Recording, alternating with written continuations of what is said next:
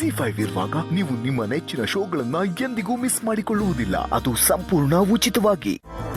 ಗೌತಮರೇ, ಏನಾಯ್ತು? ಯಾಕೆ ಬೇಜಾರಾಗಿದ್ದೀರಾ? ಏನಿಲ್ಲ.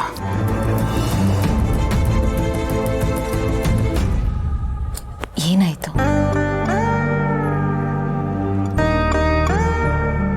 ನಮ್ಮಪ್ಪ ಸಾಯುವಾಗ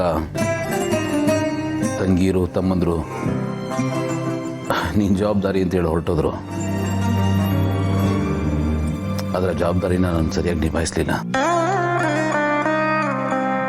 ಜಯದೇವ್ ವಿಷಯದಲ್ಲಂತೂ ಕಂಪ್ಲೀಟಾಗಿ ಸೋತ್ ಹೋದೆ. ಅವನ್ನ ಸರಿಗೆ ಬೆಳೆಸಲಿಲ್ಲ. ಅದು ಏನೋ ಎರಡೂ ಬಿಟ್ಟೆ ಅಂತ ಅನ್ನಿಸ್ತಾ ಇದೆ. ಮಕ್ಕಳು ತಪ್ಪು ಹಿಡಿದ್ರೆ ಅದರಲ್ಲಿ ಬರೀ ಮಕ್ಕಳದೇ ತಪ್ಪಿರುತ್ತೆ ಅಂತಲ್ಲ, ಆ ಮಕ್ಕಳನ್ನ ಹೆತ್ತೋರ್ದು ಬೆಳೆಸ್ತೋರ್ದು ತಪ್ಪಿರುತ್ತೆ. ಜಯದೇವ್ ಅಮ್ಮನ ಜೊತೆ ಬೆಳೆದಿದ್ದಕ್ಕಿಂತ ನನ್ನ ಆಸರೆ ಜಾಸ್ತಿ ಬೆಳೆದ. ಅವನಿಗೆ ಒಂದಷ್ಟು ವ್ಯಾಲ್ಯೂಸ್ನ ಮಾರಲ್ಸ್ನ ಚಿಕ್ಕ ವಯಸ್ಸಲ್ಲಿ ಹೇಳ್ಕೊಡ್ಬೇಕಾಗಿತ್ತು. I think I failed completely. Bhoomika, ತುಂಬಾ ಬೇಜಾರಾಗುತ್ತೆ.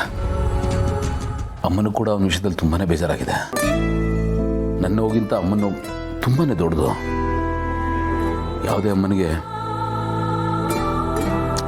ಮಕ್ಕಳ ಮೇಲೆ ತುಂಬ ನಿರೀಕ್ಷೆಗಳಿರುತ್ತೆ, ಕನಸುಗಳಿರುತ್ತೆ. ಅವ್ರು ಯಾವತ್ತೂ ಚೆನ್ನಾಗಿರಬೇಕು, ಒಳ್ಳೆ ಸ್ಥಾನದಲ್ಲಿರಬೇಕು ಅಂತ. ಅದಾಗದೇ ಇದ್ದಾಗ ಅವಳಿಗಾಗೋ ನೋವು ಸಂಕಟ ಅವಳಿಗೆ ಮಾತ್ರ ಗೊತ್ತು.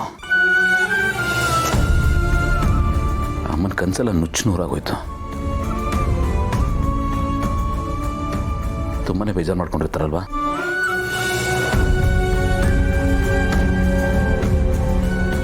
ನಾನು ನಮ್ಮಪ್ಪನ ಕೊಟ್ಟ ಮಾತನ್ನ ಮರ್ತುಬಿಟ್ಟೆ. ಉಳಿಸ್ಕೊಳ್ಳಿಲ್ಲ ಅಂತ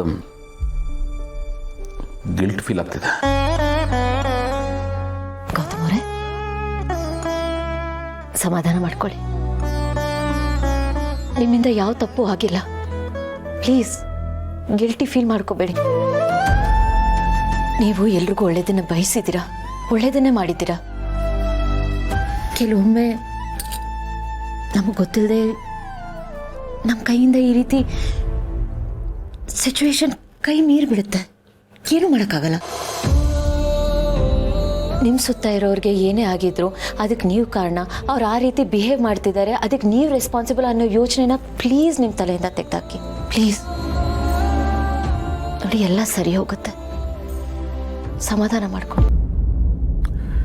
ಮಲ್ಕೊಡೆ, ನಾನು ಮಲಗ್ತೀನಿ. Good night.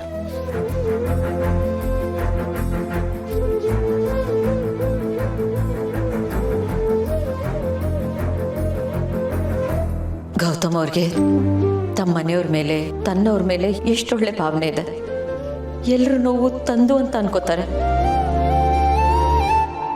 ಆದ್ರೆ ಅವ್ರ ನೋವನ್ನ ಇಲ್ಲಿ ಅರ್ಥ ಮಾಡ್ಕೊಳ್ಳೋರು ಯಾರೂ ಇಲ್ಲ.